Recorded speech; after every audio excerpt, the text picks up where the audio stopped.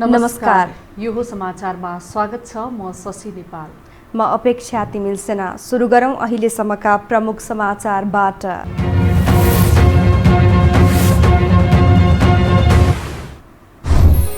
Madhav नेपालद्वारा party अध्यक्ष ओलीसँग भेट्न अस्वीकार। अदालतमा पेश भएको हस्ताक्षर फिर्ता नहुने अडान। तत्काल पार्टी एकता सम्भव नभएको वामदेवको भनाई। प्रधानमन्त्री नियुक्तिका लागि देउबाको दावी वैधानिक भएको सभामुखका वकिलको जिकिर। राष्ट्रपतिबाटै संविधान उल्लङ्घन भएको आरोप। धारा ७६(५) मा दलीय व्हिप नलाग्ने दावी। जोर बिजर प्रणाली हटाउँदै उपत्यकामा जारी निषेधाज्ञा 1 साता थपियो। सबै खालका सवारी साधन सञ्चालनमा आउने। कोरोनाबाट आज थप 27 जनाको मृत्यु। फिलिपिन्सको दक्षिणी भागमा 85 जना सवार सैन्य विमान दुर्घटनाग्रस्त। 17 जनाको शव फेला, 40 जनाको जीवितै उद्धार।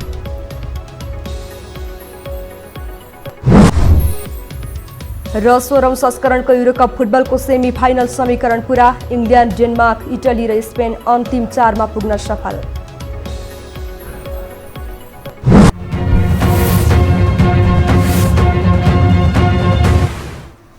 अब समाचार विस्तारमा।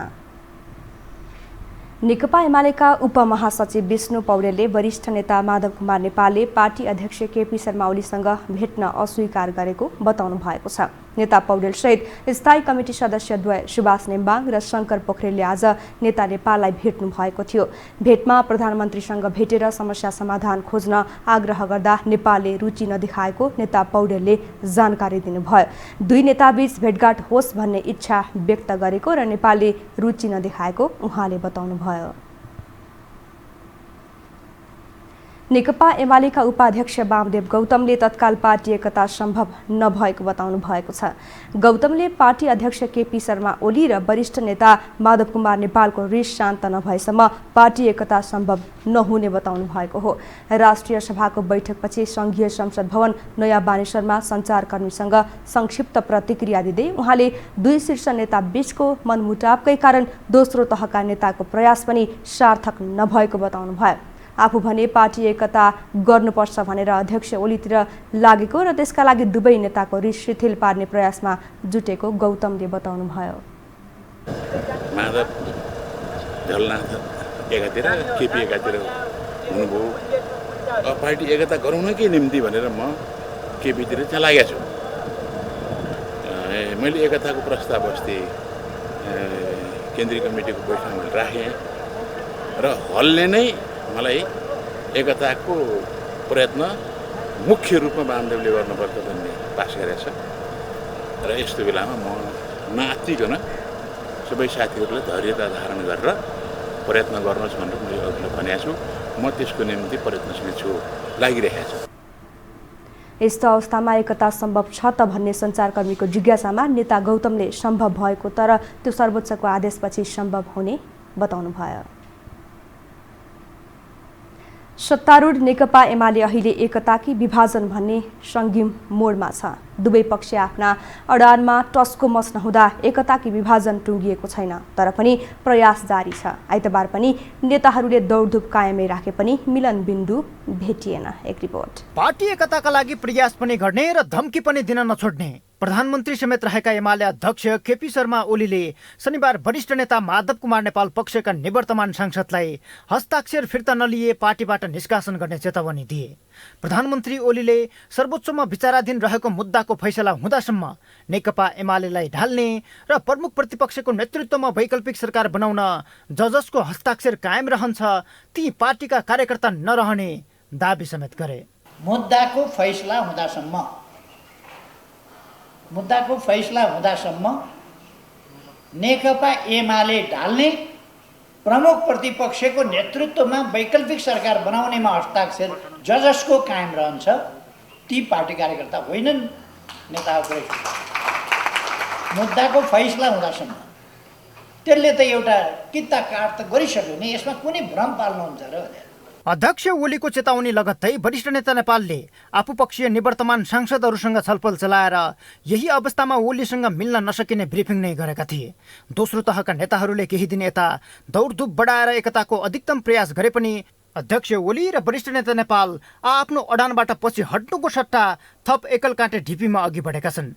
आइतबार बिहानै ओली पक्षका नेता सुभाष नेङमाङ, विष्णु पौडेल र शङ्कर पोखरेल नेपाल निवास कोटेश्वर पुगेर ओलीसँग वार्ता गर्न आग्रह गरेका थिए। एक ढिक्का छौँ भनेर संयुक्त विज्ञप्ति जारी गर्न ओली पक्षले गरेको प्रस्तावमा नेता नेपालले कार्यदलले ड्राफ्ट गरेर ल्याउन सुझाव दिए। भेटकै क्रममा महासचिव विष्णु पौडेलले नेता नेपाललाई ओलीसँग भेट गर्न आग्रह गरेका थिए, तर नेपालले अध्यक्ष ओलीसँग भेट्न अस्वीकार गरिदिए।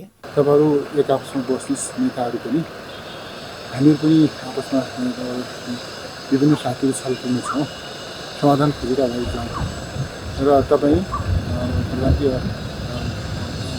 प्रधानमन्त्री पार्टी अध्यक्ष केपी शर्मा ओलीज्यू र तपाईँको बिचमा मिटिङ होस्, हामी त्यो चाहन्छौँ भनेर हामी प्रस्ताव राख्यौँ।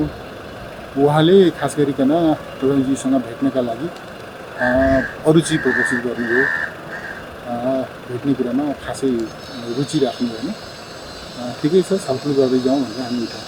शुक्रबार र शनिबार ओली नेपाल बीच फोन संवाद भएको थियो। नेपाल समूहका नेता घनश्याम भुसालले ओलीलाई फोन गरी नेता नेपालसँग संवाद गराएका थिए। उक्त संवादमा ओलीले हस्ताक्षर फिर्ताको प्रस्ताव राखे भने नेपालले शनिबारको बैठक स्थगन गर्न प्रस्ताव राखे। ओली र नेपाल बीच शनिबारको फोन संवादमा पनि उही पुरानै विषयमा गलफती परेपछि सहमति हुन सकेन। एमाले एकता वा विभाजन अहिले अदालतमा रहेका 23 सांसदको हस्ताक्षरमा निर्भर देखिन्छ, किनकि शुक्रबार नै ओलीले माधव पक्षलाई सोमबार 5 बजेसम्म हस्ताक्षर फिर्ताको डेडलाइन दिएका छन्। तर माधव पक्षले भने ओलीले एकताको प्रयास पनि गर्ने र विभाजनका लागि थप एकलौटी निर्णय पनि गर्दै जाने भन्दै कुनै हालतमा हस्ताक्षर फिर्ता नगर्ने अडान लिएको छ। होइन, अब अहिलेसम्मको त्यस्तो फिर्ता गरेर पनि गरिन्न, यो नगरेर पनि नगरिने हुँदैन। यो चाहिँ पार्टीको चाहिँ जुन आन्तरिक कुरा मिल्यो भने आफसे आफै सबै निष्क्रिय भएर जान्छ। अरू धेरै विषयहरू चाहिँ लगभग धेरै कुराहरू टुङ्गिसकेका छन्। दुईटा नेताको बिचमा एउटा आपसी समझदारी कायम गर्ने कुरा र विधि पद्धति र पार्टीलाई चाहिँ हामी 2075 जेठ 2 को अवस्थाबाट अगाडि बढाउँदाखेरि गरिनुपर्ने कतिपय विधि विधानलाई चाहिँ ठिक ढङ्गले अगाडि बढाउने कुरोमा चाहिँ त्यो खालको समझदारी कायम हुन बाँकी छ। एमालेका अध्यक्ष ओली र वरिष्ठ नेता नेपाल बीचको 4 दशक लामो सम्बन्धमा अहिलेको जस्तो सङ्कटपूर्ण अवस्था सम्भवतः पहिले कहिल्यै थिएन। एकअर्का विरुद्ध कठोर वाकयुद्ध चलाइरहेका यी दुई नेताका भाषामा एकअर्कालाई वर्ग दुश्मनकै रूपमा प्रस्तुत गरेको देखिन्छ, तर एउटै पार्टीमा सँगसँगै छन्, जुन कहिलेसम्म कायम रहन्छ अनुत्तरित छ। यो हो टेलिभिजनका लागि क्यामेरामा डीबी मगरका साथमा सन्तोष बिके थापा, काठमाडौँ। प्रतिनिधि सभा विघटन सम्बन्धी मुद्दामा आज सभामुख अग्निप्रसाद सापकोटाका निजी कानुन व्यवसायीले बहस गरेका छन्। शेरबहादुर देउवासहित 146 सांसदले दिएको रिटमा सभामुखलाई पनि विपक्षी बनाइएकाले बचाउमा कानुन व्यवसायीले बहस गरेका हुन्। बहसमा सहभागीले प्रधानमन्त्री नियुक्तिका लागि शेरबहादुर देउवाको दाबी वैधानिक रहेकाले परमादेश जारी हुनुपर्ने दाबी गरेका छन्। एक रिपोर्ट।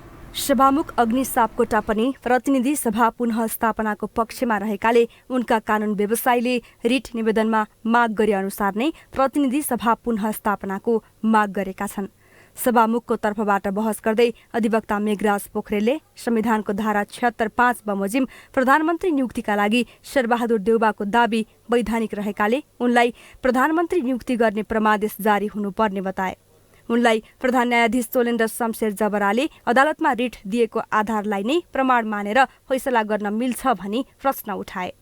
पोखरेलले धारा 76(5) अनुसार विश्वासको मत पाउन 146 जनाको समर्थन पर्याप्त हुने बताए। प्रधान न्यायाधीश सोलेन्द्र शमशेर जबराले देउवालाई समर्थन गर्ने नेकपा एमालेका सांसदमाथि नैतिक प्रश्न उठ्छ कि उठ्दैन भनी प्रश्न गरेका थिए। अधिवक्ता पोखरेलले नैतिकताको प्रश्न त सांसदहरूभन्दा प्रधानमन्त्री र राष्ट्रपतिमाथि उठिरहेको बताए।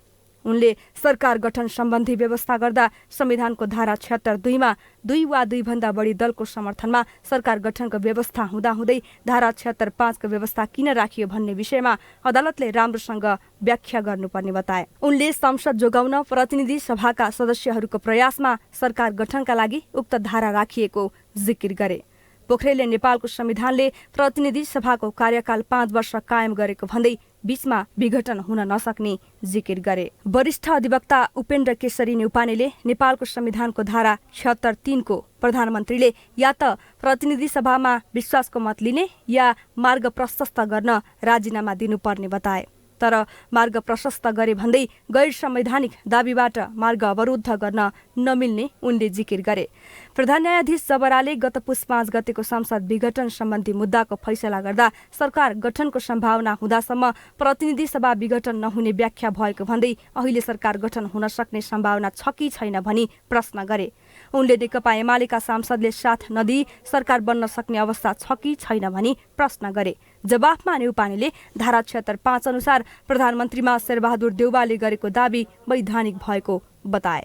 वरिष्ठ अधिवक्ता श्याम खरेलले संविधानको संरक्षक र पालक राष्ट्रपतिबाटै संविधानको उल्लङ्घन भएको बताए। अधिवक्ता खरेलले राष्ट्रपतिले संविधानको धारा 76(4) अनुसार प्रधानमन्त्री केपी शर्मा ओलीले विश्वासको मत लिन सक्दिन भनेकाले धारा 76(5) को दाबीले मान्यता पाउँदैन भन्न सक्नुपर्नेमा त्यसो नगरेकाले राष्ट्रपतिबाटै संविधानको उल्लङ्घन भएको तर्क गरे। उनले धारा 76(3) को प्रधानमन्त्री ओली धारा 76(4) मा जानै पर्ने भन्दै त्यसो नगरेपछि राष्ट्रपतिले मिल्दैन भनी रोक्नुपर्ने बताए। त्यसैगरी संवैधानिक इजलासमा जवाफी बहसका क्रममा वरिष्ठ अधिवक्ता रमण श्रेष्ठले राष्ट्रपतिलाई शीतल निवासमा बसेर राजनीति नगर्न चेतावनी दिए। राजनीति गर्ने भए सम्माननीयको पद छाडेर आउनुपर्ने उनले बताए। श्रेष्ठले प्रतिनिधि सभा विघटनमा प्रधानमन्त्री र राष्ट्रपतिको दुराशय देखिएको जिकिर गरे। श्रेष्ठको बहस जारी रहँदै आजको सुनवाई सकिएको छ। जवाफी बहसका लागि निवेदक पक्षसँग अब 2 घण्टा 2 मिनट समय बाँकी रहेको छ। नेकपा माओवादी केन्द्रले प्रदेश 1 प्रदेशसभाको बैठक आज पनि अवरुद्ध गरेको छ। प्रदेश 1 का भौतिक पूर्वाधार विकास मन्त्री अमर बाबु गुरुङले गत आइतबार बजेट अधिवेशनमा गरेको सम्बोधन अमर्यादित भएको भन्दै माओवादी केन्द्रले बैठक अवरुद्ध गरेको हो। असार 15 गते संसद अवरुद्ध भएपछि सभामुख प्रदीप कुमार भण्डारीले छलफलका लागि आजसम्म बैठक रोक्नु भएको थियो। मन्त्री गुरुङले माफी माग्नुपर्ने र संसदीय मान्यता विपरीत अभिव्यक्ति दिएका कारण संसदको रेकर्डबाट उहाँको अभिव्यक्ति हटाउनु पर्ने माओवादी केन्द्रको माग छ। यता बागमती प्रदेशको प्रदेशसभा बैठक दलीय सहमति नभएको भन्दै स्थगित गरिएको छ। आज दिउँसो बस्ने भनिएको बैठक अब भोलि सोमबार दिउँसो 1 बजेको लागि बोलाइएको प्रदेशका सभामुख सानु कुमार श्रेष्ठले जानकारी दिनुभयो। प्रदेश सरकारले असन्तुलित ढङ्गले गुटगत बजेट ल्याएको भन्दै सत्तापक्ष र प्रतिपक्षले सरकारको विरोध गर्दै आएका छन्। नेत्रविक्रम चन्द विप्लव नेतृत्वको नेकपाका नेताहरू र प्रधानमन्त्री केपी शर्मा ओली बीच भेटवार्ता भएको छ। आज बालुवाटारमा भएको भेटमा उनीहरूले पार्टीसँग भएको 3 बुँदे सहमति कार्यान्वयन गर्न जोड दिएका छन्। प्रधानमन्त्री ओली समक्ष खड्गबहादुर विश्वकर्मा, धर्मेन्द्र वास्तोला लगायतका नेताहरूले बन्दी अवस्थामा रहेका नेताहरूलाई तुरुन्त रिहा गर्न आग्रह पनि गरेका छन्। बुँदेलाई कार्यान्वयन गर्नेसँग सम्बन्धी राज्यका चाहिँ निकायहरू जो छन्, मन्त्रालयहरू जो छन्, त्यहाँको मेन पावर जो छ यो चाहिँ तपाईँको यता केन्द्रित हुने र 1 हप्तादेखि चाहिँ 10 दिनभित्र यसको चाहिँ तपाईँको नि परिणाम नयाँ निकाल्नेमा हामी पुगेका छौँ। हामीले फर्स्ट प्रायोरिटी के भनेका छौँ भन्दाखेरि अहिले पहिलो कुरा हाम्रा बन्दी साथीहरू, नेता र कार्यकर्ताहरू जो हुनुहुन्छ उहाँलाई छिट्टै छोड्नु पर्यो भनेका छौँ हामीले। विप्लव समूहबीच 21 फागुन 2077 मा 3 बुँदे सहमति भएको थियो। हामीसँग समाचार बाँकी नै छन्, अहिलेलाई विश्राम।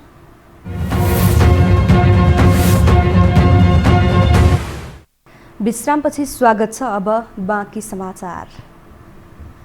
पछिल्लो 24 घण्टामा थप 1603 जनामा कोरोना संक्रमण पुष्टि भएको छ। स्वास्थ्य तथा जनसङ्ख्या मन्त्रालयका अनुसार 4876 जनाको PCR परीक्षणमा 1042 र 3256 जनाको एन्टिजेन परीक्षणमा 561 जना गरी 1603 जनामा संक्रमण पुष्टि भएको हो। परीक्षण गराउनु भएको तथ्याङ्क प्राप्त भएको छ। त्यसैगरी 3256 जनाको एन्टिजेन विधिबाट परीक्षण भएको छ। गत 24 घण्टामा जम्मा 8132 जनाको परीक्षण भएको छ र यो परीक्षणबाट आरटीपीसीआर विधिबाट 1042 जना र एन्टिजेन विधिबाट 561 जना गरी जम्मा 1603 जना मात्र सङ्क्रमितहरू पत्ता लाग्नु भएको अवस्था छ। त्यसमध्ये काठमाडौँ उपत्यकाभित्र 461 जना हुनुहुन्छ र काठमाडौँमा 342 जना नयाँ सङ्क्रमित, ललितपुरमा 88 जना, भक्तपुरमा 31 जना नयाँ सङ्क्रमित हुनुहुन्छ। त्यसैगरी गत 24 घण्टामा 2552 जना सङ्क्रमितहरू कोभिड-19बाट विजय प्राप्त गरेर डिस्चार्ज भइसक्नु भएको छ भने गत 24 घण्टामा 27 जनाको दुःखद मृत्यु भएको, निधन भएको तथ्याङ्क छ। यस्तै 2552 जना संक्रमण मुक्त भएका छन्। त्यसै गरी थप 27 जनाको कोरोनाका कारण मृत्यु भएको छ। काठमाडौँ उपत्यकामा जारी निषेधाज्ञा थप खुकुलो बनाउँदै असार मसान्तसम्म लम्ब्याइएको छ। उपत्यकाका 3 जिल्ला काठमाडौँ, ललितपुर र भक्तपुरका सिडिओहरूको संयुक्त बैठकले हाल कायम रहेको जोरबिजोर प्रणालीलाई भने खारेज गरेको छ। त्यस्तै यसअघि 25 सिट क्षमताका सवारी साधन मात्र अनुमति दिएकोमा त्यसलाई हटाइएको छ।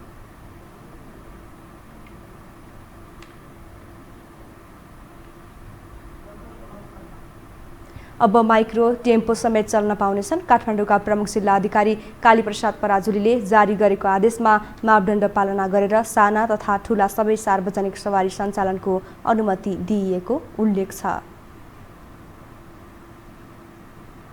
काठमाडौँ महानगरपालिकाले रत्नपार्क स्थित आकाशे पुलको भित्तामा कोरिएको चित्र महानगरले मेटिदिएपछि कलाकारहरू आक्रोशित बनेका छन्। समाजसेवी दुर्जा शेर्पाको योजना तथा व्यक्तिगत लगानीमा कोरिएको चित्र महानगरपालिकाले मेटिदिएपछि उनीहरू आक्रोशित बनेका हुन्। कलाकारहरूले कोरोना महामारीमा अग्रपङ्क्तिमा खटेर काम गर्ने व्यक्तिहरूको सम्मानका लागि आकाशे पुलको भित्तामा चित्र कोर्न पाउनुपर्ने माग समेत राखेका छन्। एक रिपोर्ट। कलाकारहरूले कोरोना महामारीमा अग्रपङ्क्तिमा खटेर काम गर्ने व्यक्तिहरूको सम्मानका लागि रत्नपार्क स्थित आकाशे पुलको भित्तामा चित्र कोरेका थिए। दुर्जाङ शेर्पा सहित 4 कलाकार र 3 स्वयंसेवकको टोलीले 6 दिन लगाएर यो पेन्टिङ तयार गरेको थियो, तर महानगरले मेटाइदियो। विश्वका विभिन्न देशले कोरोना महामारीका विरुद्ध अग्र मोर्चामा रहेकाहरूप्रति सम्मान व्यक्त गर्न विभिन्न उपाय अपनाए, तर नेपालमा भने उनीहरूको सम्मानमा कसैले पनि ध्यान दिएनन्। कोरोना विरुद्धको लडाईमा अग्रपङ्क्तिमा रहेर काम गर्ने स्वास्थ्यकर्मी, सुरक्षाकर्मी, पत्रकार, सब व्यवस्थापन गर्ने व्यक्ति, पाइलट र सरसफाई कर्मीको सम्मानका लागि रत्नपार्क स्थित आकाशे पुलको भित्तामा बनाइएको चित्र काठमाडौँ महानगरपालिकाले मेटेपछि कलाकारहरूले चित्र कोर्न पाउनुपर्ने माग राखेका छन्। दुर्जाङ शेर्पा नेतृत्वको कलाकारको टोलीले आइतबार काठमाडौँ महानगरपालिका प्रमुख कार्यकारी अधिकृत राजेश्वर गेवाली मार्फत मेयरलाई निवेदन दिएका हुन्। कलाकार दुर्जाङ शेर्पाले कोरोना महामारी विरुद्धमा अग्र स्थानमा रहेर काम गर्ने फ्रन्टलाइनरहरूलाई थोरै भए पनि प्रेरणा मिलोस् भन्ने उद्देश्यका साथ आफूहरूले वाडाबाट अनुमति लिएर चित्र बनाएकाले फेरि सोही स्थानमा चित्र कोर्न पाउनुपर्ने माग गरे। कोभिडको समयमा अहिले पनि तपाईँको जुन ज्यान जोखिम राखेर तपाईँको स्वास्थ्य कर्मीहरू, सुरक्षा कर्मीहरू जसरी खट्नु भएको छ, उहाँहरूले चाहिँ कमसेकम उहाँहरूलाई त्यो चित्र हेर्दै गर्दाखेरि थोरै भए पनि प्रोत्साहन होस्। उहाँहरूको तपाईँको चाहिँ जुन एउटा चाहिँ परिवारले त्यो चित्र हेर्दै गर्दाखेरि कमसेकम मेरो चाहिँ छोरा, मेरो छोरी, मेरो चाहिँ बुढा, मेरो श्रीमती तपाईँको देशलाई आवश्यकता पर्दाखेरि चाहिँ तपाईँको जुन एउटा फ्रन्ट लाइनमा खट्नु भएको थियो भन्ने एउटा त्यो हौसला प्रदान होस् भनेर चाहिँ हामीले त्यो चित्र कोरेका हौँ। तर उहाँले चाहिँ त्यो चित्रमा चाहिँ एक ठाउँमा अश्लीलको र राजनीतिको र एक ठाउँमा देखाउनुहोस्। म सबैजनासँग म माफी माग्न चाहन्छु। तर यदि त्यो चित्रमा त्यस्तो कुनै खालको छैन भने त्यो चित्रलाई हामीले फेरि त्यही ठाउँमा चाहिँ त्यही चित्र हामीले कोर्न पाउनुपर्छ भन्ने हाम्रो माग हो। कलाकारहरूको निवेदन बुझ्दै काठमाडौँ महानगरपालिकाका प्रमुख कार्यकारी अधिकृत राजेश्वर गेवालीले महानगरपालिका भित्रको महत्त्वपूर्ण ठाउँहरूमा कुनै पनि काम गर्दाखेरि महानगरपालिकाबाट स्वीकृति र सहमति लिनुपर्ने बताए।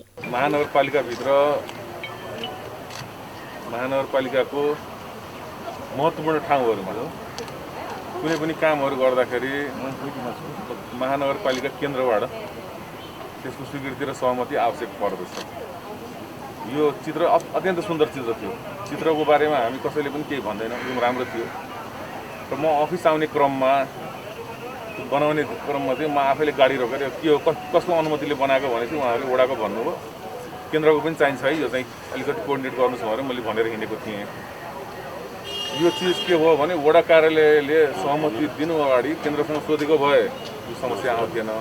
शेर्पा नेतृत्वको कलाकार टोलीले काठमाडौँ महानगरपालिकाका वडा नम्बर 28 को अनुमति लिई सो ठाउँमा चित्र बनाएको दावी गरेको छ। तर महानगरपालिकाले स्वच्छ सफा सहर निर्माणको परिकल्पना अनुसार सहरको सौन्दर्यमा आँच पुगेको भन्दै सो चित्र मेटाएको थियो। यो हो टेलिभिजनका लागि लीलामाया ठटाल, काठमाडौँ। अब बाँकी समाचार। शिक्षा मन्त्री कृष्ण गोपाल श्रेष्ठ विरुद्ध सर्वोच्च अदालतमा रिट परेको छ। सञ्चारकर्मी रूपा सुनवारले मन्त्री श्रेष्ठलाई पदबाट हटाई जातीय भेदभाव तथा छुवाछुत सम्बन्धी कसुरमा कारबाहीको माग गर्दै सर्वोच्चमा रिट दायर गरेकी हुन्। जातीय भेदभाव तथा छुवाछुत कसुरको कसुरदारलाई कानुन अनुसार कारबाहीको माग गर्दै संविधान र कानुनले वर्जित जातीय भेदभाव तथा छुवाछुत जस्तो मुद्दाको अपराध अनुसन्धानलाई मन्त्री श्रेष्ठले नै प्रभावित पारेको रिटमा उल्लेख छ। कोरोना भाइरसको प्रभावका कारण अहिले देशभरका विद्यालयहरू बन्द छन्। प्रविधिको पहुँच भएका विद्यालयहरूले वैकल्पिक विधिबाट पठन पाठन सञ्चालन गर्दै आएका छन्, तर ग्रामीण क्षेत्रका विद्यालयहरू भने आफ्ना विद्यार्थीहरूलाई कसरी पढाउने भन्ने अन्योलमा परेका छन्। एक रिपोर्ट।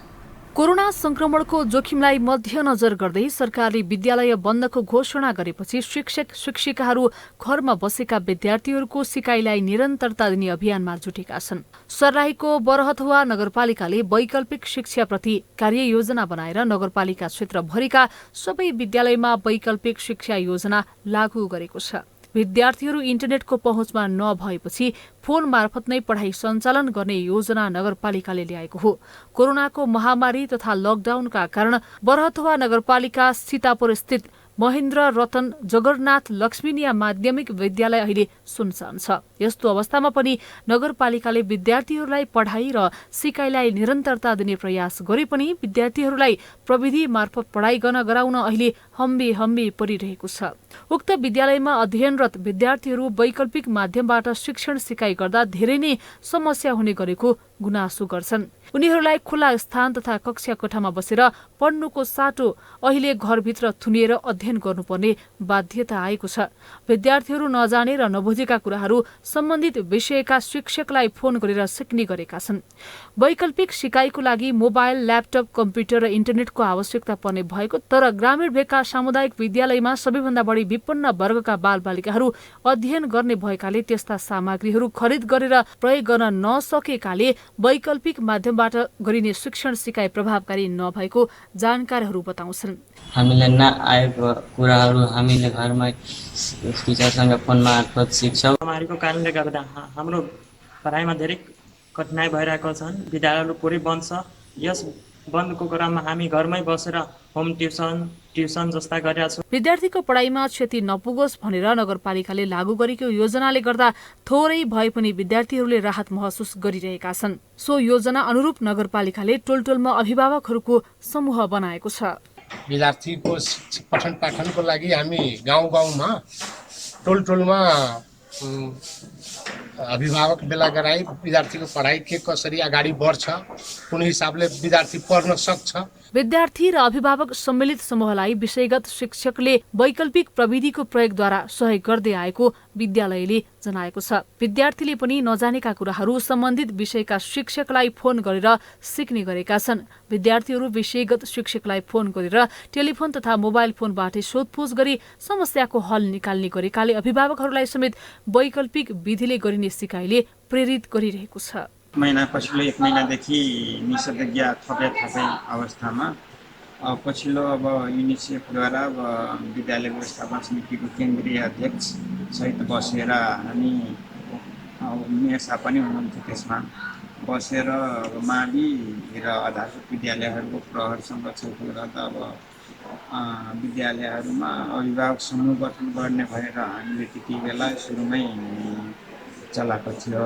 कोभिड महामारीबाट जोगिँदै सिकाइलाई निरन्तरता कसरी प्रदान गर्ने भन्ने विषयमा युनिसेफको सहयोगमा सिकाइ निरन्तरता अभियान, नेपाल शिक्षक महासंघ र विद्यालय व्यवस्थापन समिति महासंघले प्रभावकारी योजना बनाई त्यसलाई लागू गरेर नगरपालिकालाई सघाइरहेका छन्। टोलटोलमा बनाइएका अभिभावक समूहहरूले पनि सिकाइ निरन्तरता अभियानलाई सहयोग गर्दै आएका छन्।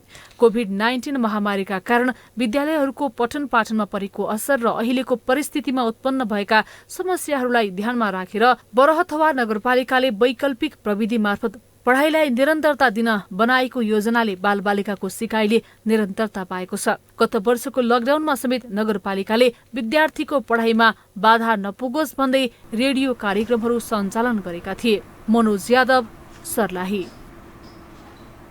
अब आर्थिक समाचार।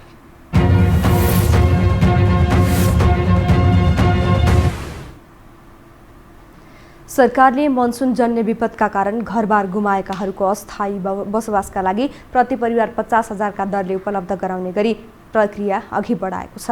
राष्ट्रिय सभाको आजको बैठकमा समसामयिक विषयमा जानकारी दिँदै उपप्रधान तथा गृहमन्त्री विष्णु पौडेलले तत्काल अस्थायी बसोबासको व्यवस्था गर्न प्रति परिवार 50,000 दरले 2,86,00,000 जिल्ला प्रशासन कार्यालयहरूबाट प्रभावित परिवारलाई उपलब्ध गराउने प्रक्रिया अघि बढाएको जानकारी दिनुभएको हो। यस वर्षको मनसुन विपदका कारण क्षति भएका सम्पूर्ण निजी आवासहरूको समेत विपद प्रभावित निजी आवास पुनर्निर्माण तथा पुनः स्थापना अनुदान कार्यविधि 2077 बमोजिम पुनर्निर्माण गर्ने व्यवस्था मिलाइएको उहाँले जानकारी दिनुभयो। उहाँले गत वर्षको मनसुनबाट क्षति भएका विभिन्न जिल्लाका 3,949 परिवारहरूलाई पहिलो किस्ता बापत प्रति परिवार 50,000 रुपियाँका दरले 19,97,00,000 अनुदान प्रदान गरी पुनर्निर्माणको काम सुरु गरिएको पनि जानकारी गराउनुभयो। उहाँले यस वर्षको मनसुनजन्य विपदका कारण विभिन्न जिल्लामा पुगेको क्षतिबारे सभालाई विस्तृत जानकारी गराउनु भएको थियो।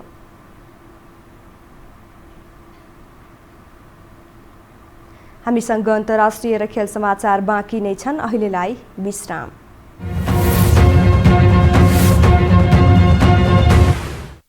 विश्रामपछि पुनः स्वागत छ। अब पालो अन्तर्राष्ट्रिय समाचारको।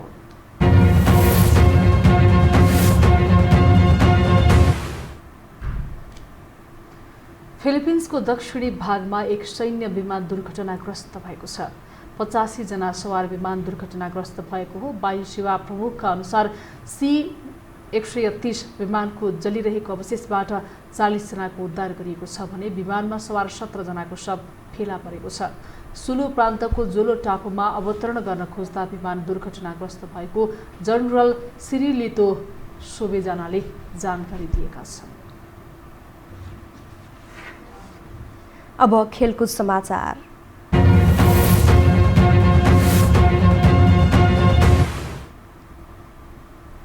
युरोपको विभिन्न 11 शहरमा जारी 16औं संस्करणको युरोकप फुटबलको सेमी फाइनल समीकरण पूरा भएको छ। क्वार्टर फाइनल अन्तर्गत गैराती युक्रेन र इङ्ल्यान्ड बीचको खेलसँगै अन्तिम 4मा पुग्ने टोलीको टुङ्गो लागेको हो। उक्त खेलमा युक्रेनलाई 4-0 गोल अन्तरले पराजित गर्दै इङ्ल्यान्ड सेमी फाइनलमा पुग्ने अन्तिम टिम बनेको छ। यसअघि गैराती नै चेक रिपब्लिकलाई 2-1 गोल अन्तरले पराजित गर्दै डेनमार्कले पनि अन्तिम 4मा स्थान पक्का गरेको थियो। यस संस्करणमा इङ्ल्यान्ड र डेनमार्कसँग इटाली र स्पेनले पनि अन्तिम 4मा स्थान बनाएका छन्। इङ्ल्यान्डको एम्बली स्टेडियममा हुने सेमी फाइनलको खेल बुधबार र बिहीबार हुनेछ।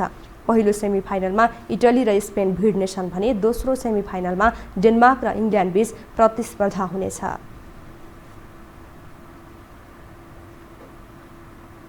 खेल समाचारसँगै हामी यो समाचारको अन्त्यमा आइपुगेका छौँ। बिदा हुनु अघि प्रमुख समाचार पुनः एकपटक।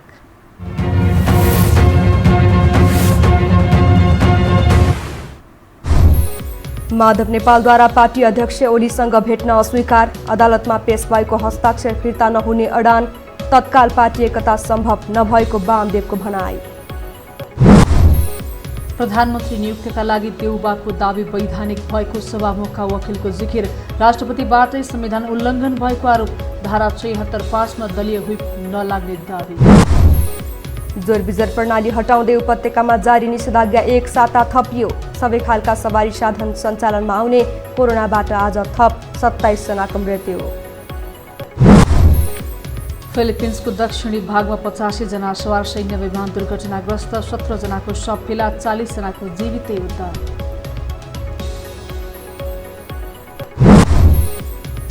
र 16औं संस्करणको युरोकप फुटबलको सेमी फाइनल समीकरण पूरा। इङ्ल्यान्ड, डेनमार्क, इटली र स्पेन अन्तिम 4मा पुग्न सफल।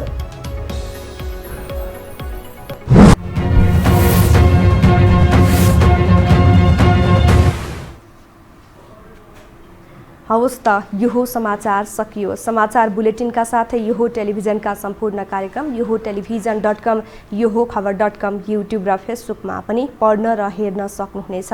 मोबाइलमा योहो टिभी एप डाउनलोड गरी हामीलाई प्रत्यक्ष हेर्न सक्नुहुनेछ। तथ्यसहितको निष्पक्ष समाचारका लागि हेर्दै रहनुहोला योहो टेलिभिजन। नमस्कार।